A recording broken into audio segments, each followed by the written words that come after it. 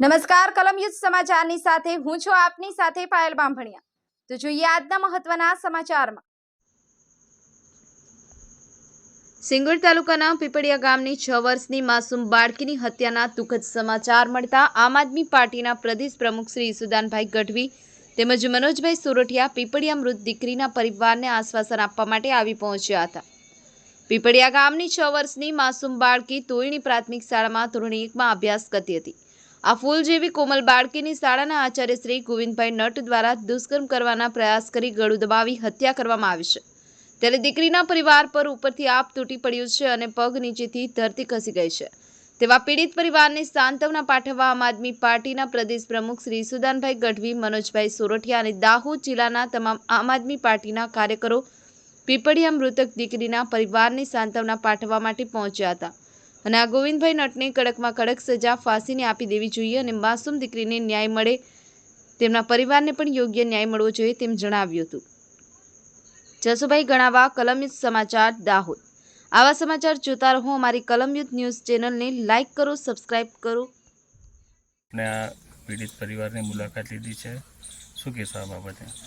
બિલકુલ એક જઘન્ય કૃત્ય દાહોદ જિલ્લાના પીપળિયા ગામમાં બન્યું છે, જ્યાં માત્ર 6 વર્ષની દીકરી ઉપર અત્યારે પ્રાઇમરી જે સ્કૂલનો આચાર્ય છે એમની જ ગાડીમાં દીકરીની માતાએ એમને બેસાડ્યા હતા અને બળાત્કારનો પ્રયાસ કરીને એની હત્યા નિપજાવી દેવામાં આવી છે।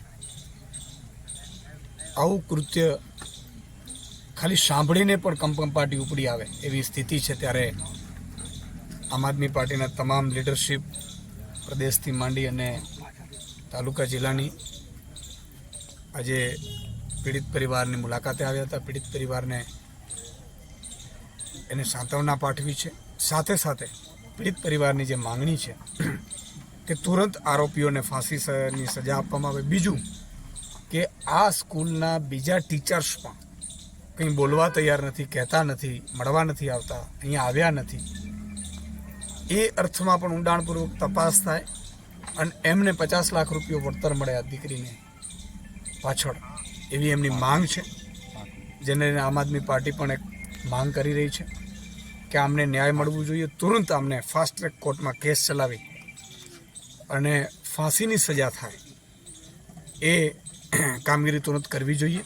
સાથે સાથે મારે ગુજરાત સરકારને, માનનીય મુખ્યમંત્રીશ્રીને કહેવું છે, મમતા દીદીને તમે બહુ લેટર લખ્યા કે મમતા દીદી આવું કરવું જોઈએ, મમતા દીદી આવું કરવું જોઈએ, તો મુખ્યમંત્રીશ્રીને મારે કહેવું છે કે એનાથી 1000 ગણી ઘટના જે પશ્ચિમ બંગાળમાં ઘટી હતી ડૉક્ટર બેન સાથે, દુઃખદ જ હતી, એનાથી 1000 ગણી ઘટના અહીંયા ઘટી છે દાહોદમાં, એક અંતરિયાળ વિસ્તારમાં, અને એ તમારા કાર્યક્ષેત્રમાં આવે છે। તમે મુખ્યમંત્રી છો અને તમે બીજા કાર્યક્રમોને લઈને ધરણા ઉપર બેસો છો, મોની બાબા બની ગયા છો, ત્યારે બહુ જ પીડા થાય છે।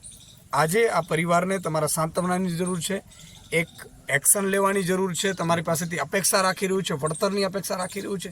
અને આવી કેટલી પણ શાળાઓ હોય અંતરિયાળ વિસ્તારોમાં, એ આદિવાસી સમાજમાં હોય, આશ્રમ શાળા હોય, બીજી તમામ આ વિસ્તારોમાં જેટલી પણ શાળાઓ હોય, એમાં પણ ટીચર્સ અને શિક્ષકો અને આચાર્યો કઈ રીતે કામગીરી કરી રહ્યા છે, કઈ રીતે એને સીસીટીવીથી સજ્જ કરી, ભલે 50-100 કરોડ રૂપિયા વિપક્ષ કોઈ વિરોધ નહીં કરે, આમાં ખર્ચી નાખો તમે, એનો સીસીટીવીથી સજ્જ કરી સ્કૂલોને, અને અહીંયા બાળકોને એસટીની સુવિધા આપો, નહીં તો નાના ઇકોની આપે છે, ઇકોની સુવિધા આપો અને અમને સ્કૂલે મૂકી જાય અને સ્કૂલથી લઈ આવે એવી વ્યવસ્થાઓ કરો। આ બાળકોને ભણવું છે, એ આપણે ભણવા નથી કરતા ને આપણે ખોટા બીજા રાજ્યોને મુખ્યમંત્રીને પત્ર લખીએ છીએ, એમાં આપણા રાજ્યનું કંઈ સારું નથી થવાનું। એટલે મારી વિનંતી છે મુખ્યમંત્રીશ્રીને કે મોના બાબાનું મૌન તોડો અને આમની માટે એક અવાજ ઉઠાવો।